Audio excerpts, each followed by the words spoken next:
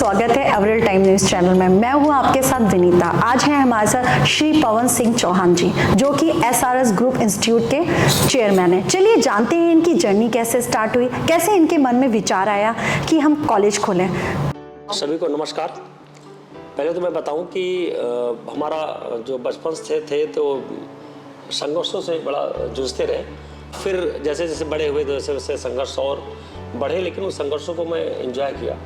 अब लगता है कि लोग कहते हैं, समझते हैं कि नहीं, संघर्ष को एंजॉय कैसे किया जाता है, लेकिन हकीकत में जो संघर्ष होता है, जब हम बड़े सरलता सहजता से संघर्ष को स्वीकार करके उस चैलेंज को जब आगे बढ़ते हैं तो हम जरूर अच्छा कर लेते हैं। और संघर्ष को कभी अपने पर हावी नहीं होने दिया। जाहिर सी बात है कि जब मैं पैदा हुआ तो जमींदार खानदान पैदा हुआ, उसके बाद में चीज़ें बिगड़ी। चीज़ें बिगड़ने के बाद में फिर हम सब्जी बेचने पर आ गए। फिर सब्जी बेची, फिर चाय की दुकान खोली, फिर परचून दुकान खोली, फिर कपड़े दुकान खोली। करीब इस तरह करते करते 16 बिजनेस मैंने किए। 16 बिजनेस में जरूर मैंने सीखा। हकीकत में कोई एक बिजनेस करने के बाद दूसरे बिजनेस शिफ्ट नहीं हो पाता है। उसको डर लगता है, यार इस दूसरे में हम सक्सेस होंगे नहीं होंगे। तो सर आपके मन में ये विचार नहीं आया, ये डर नहीं बैठा जैसे लोगों के बैठ जाता है? और मुझको लगता है कि आज के जो भी उद्यमी होता है, एक उद्यमी विचार, उद्यमी मन अलग होते हैं, उनके अंदर डर नहीं आता है। मुझको इस तरह के बहुत ही कम होते हैं, लेकिन होते ज़रूर हैं। 60 मिनट करने के बावजूद भी मुझको डर आज भी नहीं लगता है, कुछ भी काम करते हैं। होता कि आपको अगर अपने पर भरोसा, अपनी मेहनत भरोसा है और नीयत और नियत अगर दोनों दुरुस्त है तो 100% सक्सेस मिलना है।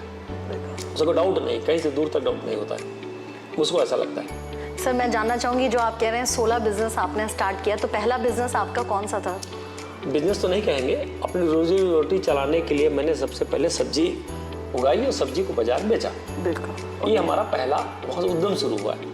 और मुझको लगता है जैसे गेहूँ और धान अरहर, तब वो मेन फसलें हुआ करती थी, मक्का होते थे। तो उस जो मेन फसल से अलग हटके जैसे घुइयाँ हुई, तुरई हुई, लौकी हुई, भिंडी हुई, या सीजनल खरबूजे होते, जब उनको बोया जाता तो उसमें जब कम जगह में या कम खेती करने के बावजूद भी एक रिकरिंग इनकम आती है। Right sir. और लगातार उत्साह बना रहता है। आज जाएंगे तो खरबूजा थोड़ा बड़े हुआ, कल हरा हरा खरबूजा दिखा रहा तो आज पीला पीला दिखाई पड़ेगा।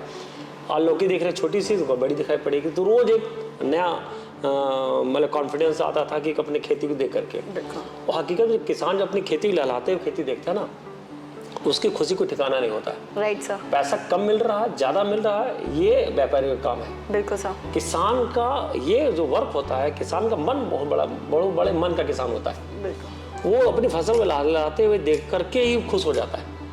और उसको ये भी लगता है कि अपने समाज के लोगों को मैं कमा सकता हूँ, लोगों को सपोर्ट कर सकता हूँ। तो इस तरह के उसके जब मन में विचार आते हैं तो मुझको लगता है भगवान भी किसानों को बड़ा मन दे रखा है, उसको बड़ी सहनशीलता दे रखी है।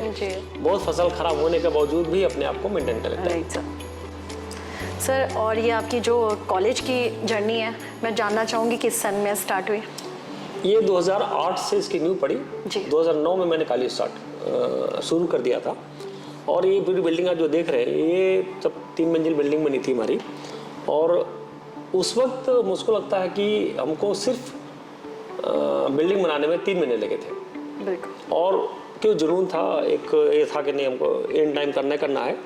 तो 7 दिन में वर्कशॉप बनाया था और हमारे 90 दिन 85 दिन में करीब बिल्डिंग बना खड़ा कर दिया था। और बढ़िया सा मतलब 3 महीने में ये प्रोजेक्ट आपका कंप्लीट हो गया था? हाँ, 3 महीने प्रोजेक्ट। तो सर आपने पहले स्कूल खोला होगा, फिर कॉलेज? नहीं, पहले मैंने इंजीनियरिंग कॉलेज खोला। अच्छा, उसके बाद आपने? फिर मैंने मैनेजमेंट खोला। ओके। फिर मेडिकल फील्ड में आए जी। देन फिर हम स्कूल में CBSE बोर्ड, ICSE बोर्ड, दोनों बोर्ड को। सर ये किस सन में खोला सर आपने? ये 2015 में मैंने खोला स्कूल CBSE बोर्ड। और हमारा जो CBSE बोर्ड है इस देश का सबसे बड़ा स्कूल है, क्योंकि हमारे पास आज के डेट में 10,000 बच्चे एक कैंपस में है CBSE बोर्ड स्कूल में। वो बच्चे, उससे बड़ी बात ये है कि वो बच्चे पढ़ने आते हैं, सीतापुर से पढ़ने आते हैं, बिस्वा से पढ़ने आते हैं, महमूदाबाद से पढ़ने आते हैं, मिश्रिक से पढ़ने आते हैं, GPGI से पढ़ने आते हैं, चिन्हाट से, और पढ़ने आते हैं हमारे एयरपोर्ट से। तो इतनी दूर दूर से बच्चे पढ़ने आना, लगभग one side 75 kilometre, up and down 150 kilometre. बिल्कुल सर। तो मुझको लगता है कि पूरे देश का पहला स्कूल ऐसा होगा जहाँ पर इतना बच्चों और पेरेंट्स से प्यार मिला कि इतने दूर दूर से बच्चे पढ़ने आते हैं और उन बच्चों को पढ़ाने का जो मौका मिलता है, बड़ा आनंद आता है। सर जैसे मैंने देखा कि आपकी जर्नी, आप एक ऑलरेडी किसान से जुड़ करके आज आप चेयरमैन हैं, तो इसी वजह से शायद आई थिंक आसपास के जितने भी गांव के बच्चे हैं वो आपके कॉलेज को प्रेफर करते हैं। और सर मैं जानना चाहूँगी कौन कौन से सब्जेक्ट हैं यहाँ पे? आसपास नहीं, मैं बता रहा हूँ कि एटलीस्ट 75 किलोमीटर, एटलीस्ट 4 डिस्ट्रिक्ट बताइए। ठीक है, 4 डिस्ट्रिक्ट से हमारे बच्चे पढ़ने आते हैं।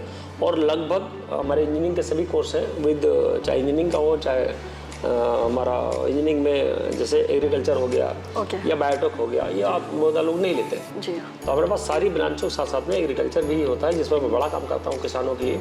बायोटेक है जिसमें मैं हर एक हाइजीन के लिए मैं बड़ा काम करता हूँ उस पर कि हमारा कैसे जीवन शैली हम रह सकें।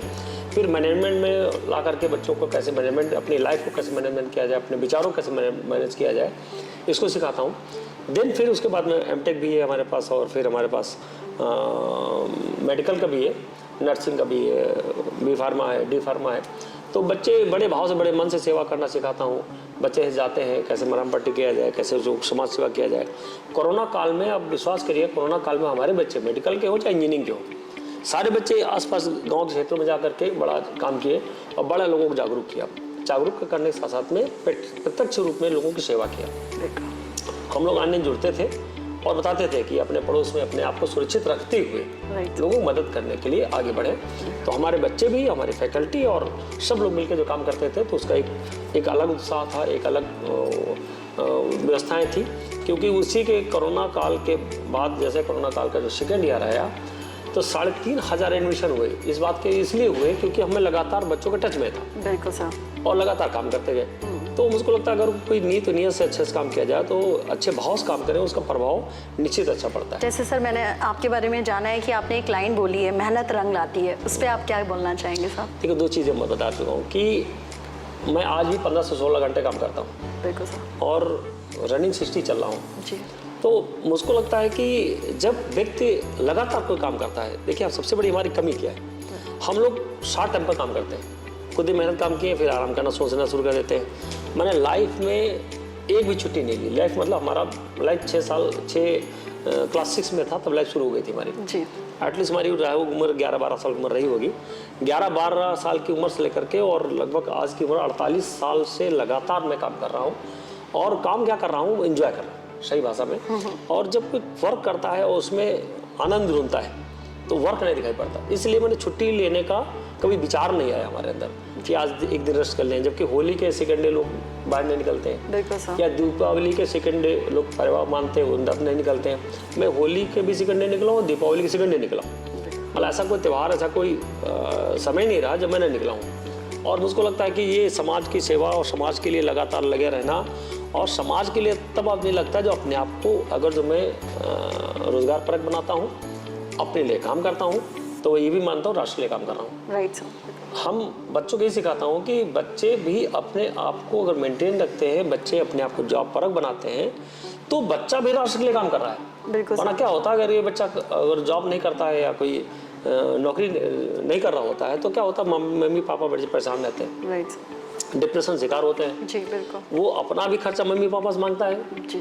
और कहीं ना कहीं अपराधीकरण, मतलब न्यू जनरेशन हमारा फ्यूचर होती है, फ्यूचर होती है। और वो अपने आप को जब तक का जॉब परक नहीं बनाएगा तब तक का हमारा देश, हमारा राष्ट्र तरक्की नहीं कर सकता है। तो मैं तो राष्ट्र सेवा ही मानता हूँ कि अगर आप अपने आप को जॉब परक बना लिया और अपने आप को व्यवस्थित और अच्छे संस्कारवान संस्कृति से और हम अच्छा काम करते हैं, निश्चित है कि हमारा परिवार, हमारा समाज, हमारा देश, हमारा प्रदेश सब अच्छे होंगे। सर मैंने सुना है आपकी डॉक्टर है, तो मैं जानना चाहूँगी कैसे उनके मन में ये विचार आया? हमारी बेटी आई सर्जन है जी। और आजकल आप देख रहे हो कि आँख की बहुत ज़बरदस्त इन्फ्लुएंजा फैला हुआ है, जिसके लिए वो स्कूल में जा करके करीब लगातार रोज 7 से 8 कैंप लगाती है जी। जहाँ पर स्कूलों में, गांव में, सुदूर गांव में जा करके लगाती है, ताकि लोगों को मोतियाबिंद के बारे में जानकारी दे सके, लोगों को एनीमिया होती बच्चियों को जानकारी दे सके। बहुत सारे लेडीज पर बात करती है। और दूसरा, हम कैसे बच सके, अपने आंखों की रोशनी कैसे बचा सके, अपने स्वास्थ्य को कैसे अच्छे से रख सके, उसके लिए लगातार वो रोज बाहर निकल के कोई ना कोई कैंप में जाती है और अपने आप को वहाँ के प्रधान, वहाँ के गांव की जनता को बुलाती है, फिर उनसे संवाद करती है और उनकी समस्याओं को तुरंत सुन करके तुरंत सॉल्व करने की कोशिश करती है। मुझको लगता है एक बड़ी मुहिम से 3 साल में लगभग 10 साढ़े 10 हज़ार आँख के ऑपरेशन कर डाला है, वो भी एक रिकॉर्ड होगा। ओके सर, मतलब छोटी सी बच्ची हमारी है और 10,000 ऑपरेशन कर चुकी 3 साल में। जी सर। तो ये भी एक मेहनती जी। है और लगातार टच में बनी रहती है, खास करके हमारे जो सुदूर गांव के लोग हैं, गरीब लोग हैं, उनके साथ में टच में रहती है। बिल्कुल सर। सर मैं जानना चाहूँगी कि बस आपका थोड़ा सा समय कि न्यू जनरेशन के लिए आप क्या कहना चाहेंगे? मैं पहले बोल चुका हूँ, फिर बता रहा हूँ कि न्यू जनरेशन के लिए हमारी संस्कृति और संस्कार से जुड़ करके समाज के लिए, अपने लिए जब काम कर रहे हैं तो समझो समाज के लिए काम कर रहे हैं। हम अपने आप को इन्वॉल्व करें अच्छे कामों में, अच्छे विचार रखें, अच्छी पुस्तकों के साथ रहें और अच्छे वीडियो जो मोटिवेशन वीडियो होते हैं, अगर हम 10 से 15 मिनट अपने वीडियो देख लेता हूँ, निश्चित है कि हमारे अंदर परिवर्तन आएगा। और अच्छी पुस्तक अगर मैं रख रहा हूँ तो उससे अच्छा कोई फ्रेंड नहीं हो सकता है। और हकीकत में हमारी जो फ्रेंड सर्किल बनती है वो बड़ी सोच समझ बनानी चाहिए युवाओं को। फ्रेंड के अकॉर्डिंग आज मैं नहीं, कल उस तरह बन जाता हूँ या बन जाती हूँ। तो हमारे अगर फ्रेंड सर्कल अच्छी है तो निश्चित में कल मैं अच्छा बनने वाली हूँ या अच्छा बनने वाला हूँ, ये जरूर बच्चों को जरूर सोचना चाहिए।